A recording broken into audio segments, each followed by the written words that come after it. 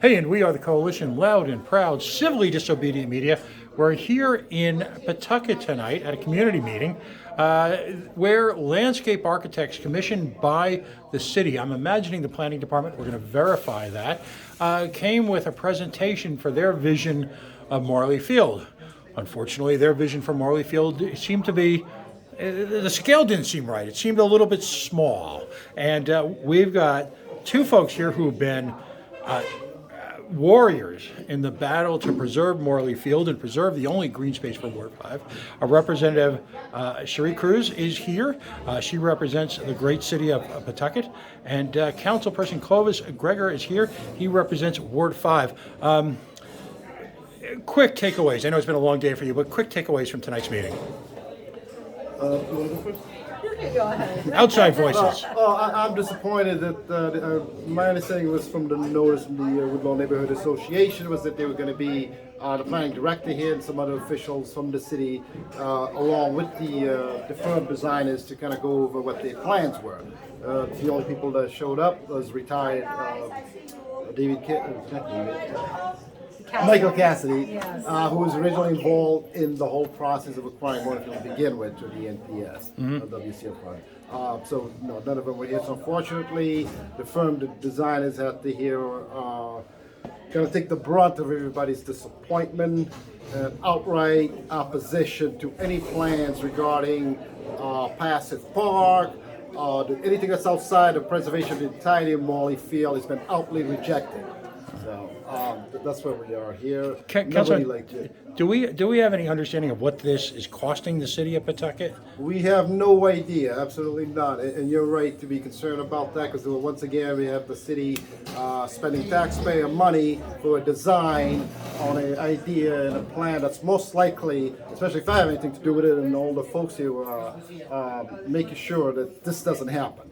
Right. So, but that's where we're at. Representative Cruz, your thoughts? Yeah, that was, well, and I think Councilman Gregor, That's right. said it too. That was one of my big concerns.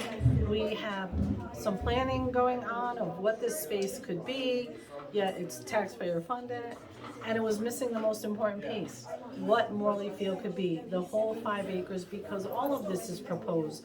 The distribution center, the parking lot, it hasn't been finalized, it can't be, because the city hasn't gone through the processes necessary. It's been confirmed.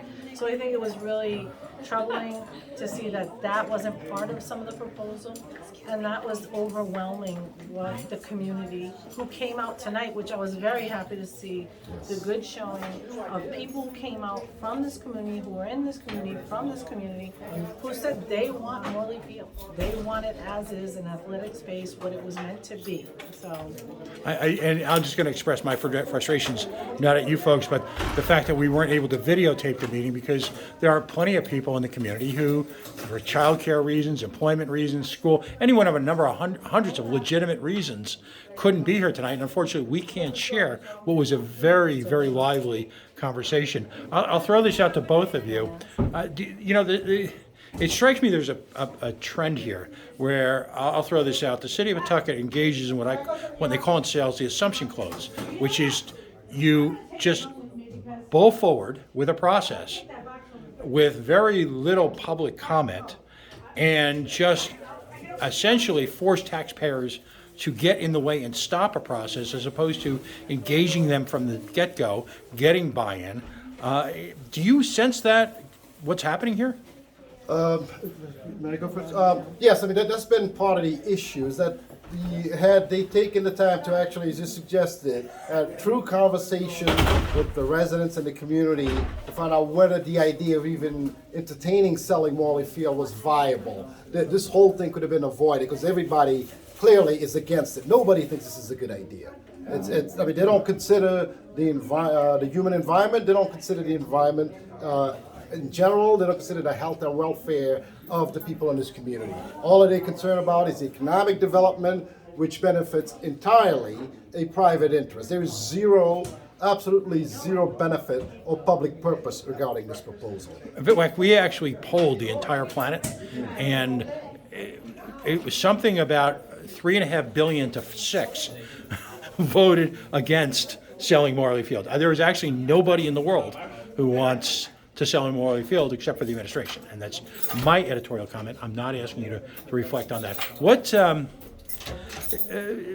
Councilman, you had pointed out that they're still awaiting the process with the National Park Service. When or if is that going to happen? Isn't that part of the legal process involved in the sale of the field? Isn't that a do not pass go, do not collect $200? Yeah, no, it is, and that's the strange thing. During the NPS has this very specific requirements regarding when a park such as Morley Field is funded by the Land Water Conservation Fund Act, that it be maintained in perpetuity for public recreational purposes, and that there can't be no giving away or selling of the field or partition, anything without first applying to NPS and around the AM oversees it on behalf of the NPS to get an agreement whether that's even viable. They've clearly have just been moving ahead as if they already had the approval, which is, to me, it's very astonishing.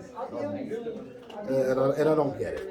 I don't get it. Yeah, and I just want to add, the only thing we've heard from administration or those working on their behalf was this really thin argument that there's contamination. But we know there's ways, there's funds, there's, to remediate. So knowing, I think what concerns a lot of the families are, wait, you knew there was contamination all these years and you let our kids plan it and you didn't address it then, you didn't apply for funds that were given out to cities and towns as long as you apply to remediate it like other cities and towns had done. Why would you leave it in that state and not actually restore it and use those funds? So I think they're using it as an excuse, the only excuse, to try to pave a parking lot in the place of an athletic field in a community that needs it so much. So it's really unfortunate that they just have these blinders on and don't think about how to do that. Because then if you think if that's their argument for Morley, where else are they going to use that for, right? Yeah. And they're going to use it for any park or any space they want to acquire and say there's some kind of contamination. When we know in this day and time, this is the Industrial Revolution, where it was birth of the Industrial Revolution. Everything's contaminated. To what level and degree, we don't know. But that's why there's funds available, free funds from federal government, where cities and towns can apply to remediate it. So it's frustrating to continue to hear that over and over again, that excuse.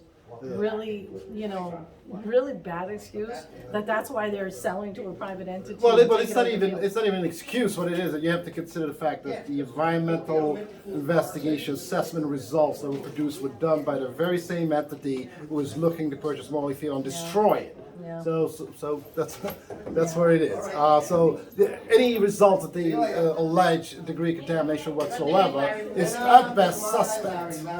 Well, thank you both. It's been a long day. Thank you. I appreciate you coming down. And No, of course. always. The two of you, Representative Stewart, are just, again, warriors. I'll leave you this thought.